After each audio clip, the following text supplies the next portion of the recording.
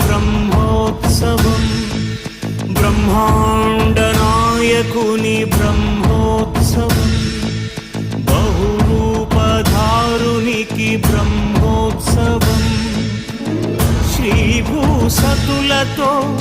శరణాగతులతో శ్రీభూసతులతో శరణాగతులతో 7 కొండల పైన